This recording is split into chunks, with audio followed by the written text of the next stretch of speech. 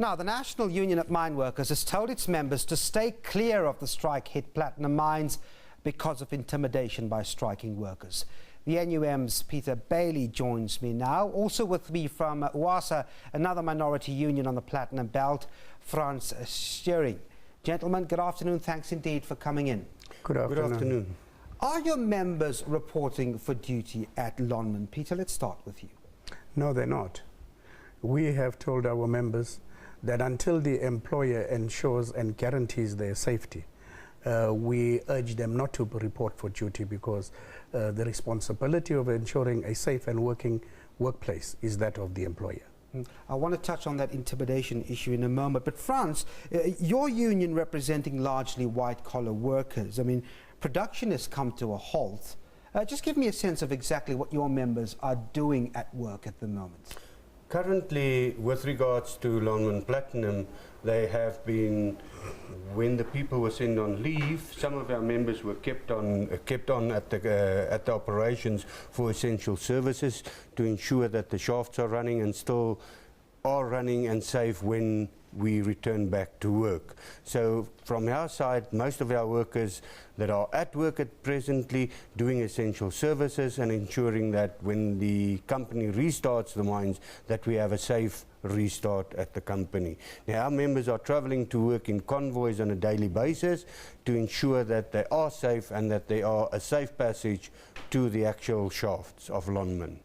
With regards to Impala, it's a little bit different, because everyone has been sent on leave, and there's just a minority of a little bit of people doing the essential services. Are they exposed to acts of intimidation, and I talk specifically of your members as rife as the others? They are exposed to intimidation. However, there's a little bit of a difference.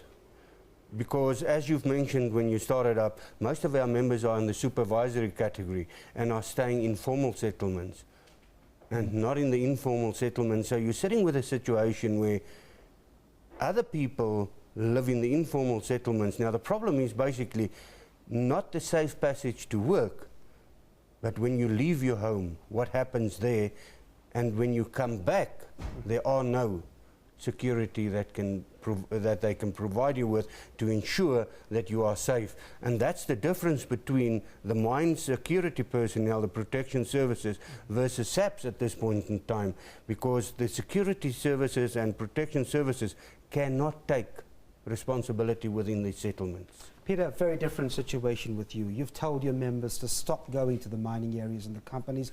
I want to get your take on the SMS campaign, because many feel that perhaps fueled the tension and also instigated some of the tension.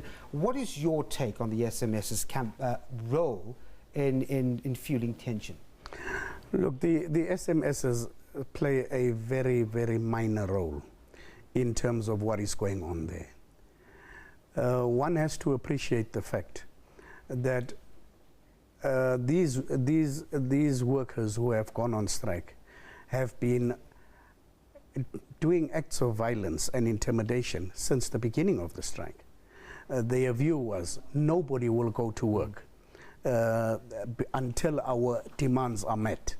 So what the SMSs maybe did was contribute in a very, very minute way to the acts of violence, because these acts of violence have been there long before that. We've had members of ours being hospitalized.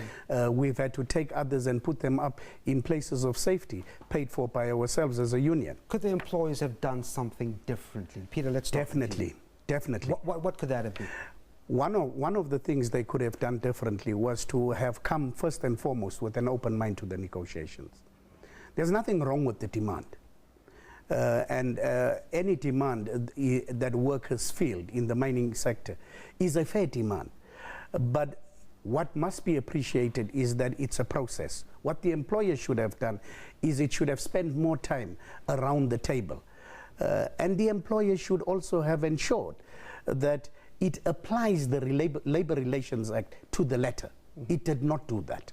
Frans, if it was with any other union, it would not have tolerated this kind of intimidation and violence. Frans, you have a constituency that looks out and perhaps are affected from different issues compared to the bread and butter ones in the informal settlements, as you pointed out. How do they feel, and you as a union feel, that the employers should have acted out against this? From our side, I've got a little bit of a different view than Peter, and this is that normally what we and the NUM would do as responsible unions, we would go and obtain a reasonable mandate in terms of what the real issues are. AMCO at this point in time actually were serving on the 12-5 that originated from the Marikana massacre. So therefore, they, from our view, they did not obtain a reasonable demand. And they ended up with something that they could not, basically for all practical purposes, motivate from a reasonable viewpoint. So that's something that AMCO did. And once again, you sit with a situation that a little bit more experience, a little bit more finesse, and a little bit less arrogance would have contributed to a different way in bargaining around the table. There's a difference, there's a vast difference between a positional bargaining process which AMCO adopted versus what ourselves in the NUM has been doing all along for the last 30-odd years, and that is from a more responsible way of bargaining in terms of getting to a solution from the start. So if once, Peter is quite correct in saying that if both parties has adopted a better way of negotiating, yes, we would have had a better result at the end of the day. You speak about the history of negotiations. Sorry, Devon, there's something that I must correct here. You see, you don't justify when an executive team gets over 50 million per annum for bonuses, and you justify that it is unacceptable or unaffordable for you to pay workers 12,500. And you can't do that for people who have been pulling at the shortest end for such a very long time. So they've contributed massively to this demand where people rather would lose their jobs to the extent of saying that we would assault others. So there's a vast difference between the constituency that France represents and the people that we represent. We understand because they have always pulled at the shortest end. But let me ask you this, Peter. You, as the NUM, have been around for decades there. One would argue that because you have seemingly done very little to change the apartheid wage structure, you had AMCU being militant about it. So the question still remains, why have you lost this? Why have you had this exodus of workers? Did you attempt to address that apartheid wage structure as much as many workers would have wanted you to? Yes, we did. We have the firm belief that we did. Because if you look at the average of wage increases that we've had over the last couple of years, and you say the apartheid since 1994, you would see, but you've got to strike a balance between what you think is affordable at this stage, because our responsibilities as trade unions is first and foremost to protect the existing job and then to improve the conditions of employment. Everything you do must be centered around ensuring that they can earn more for a longer period. Frans, do your members from OASA believe indeed there is a massive wage gap that needs to be closed? We need to get rid of this inequality that's just so prevalent. What's OASA's stance on that?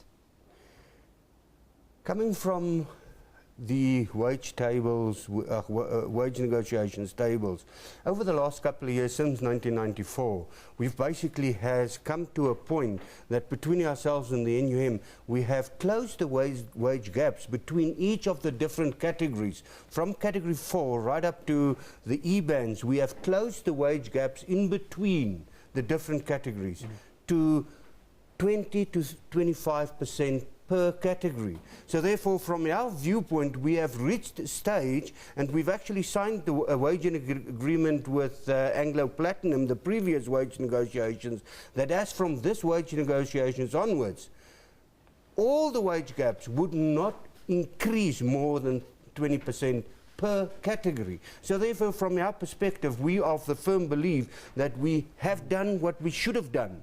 And if one actually looks at what from category 4 right up to the E-levels, and you look at the bigger picture, that wage gap that has existed, we have done our job as a union, as Peter has pointed out, and therefore we have closed that gap to a 20% per category. I'm going to go 20 seconds each here. Peter, let's start with you. What should mining employers do next to resolve this? Just 20 seconds. First and foremost, they must ensure that they guarantee the safety of workers. Secondly, they must come to the negotiations with an open mind. Leave the attitudes now. Put the interest of the country, put the interest of the company and that of its employees first. Frans? Safe passage to work, more visible police, and then at the same point in time, the parties both must come, move back, take a step back, leave the positional bargaining viewpoint and go into a more interest-based bargaining view, because that would contribute to the South African economy and increase our GDP. Well, from Oasa, Frans Steering, thanks very much indeed. Peter Bailey from the NUM, thanks gentlemen for coming in. Thank you. Pleasure.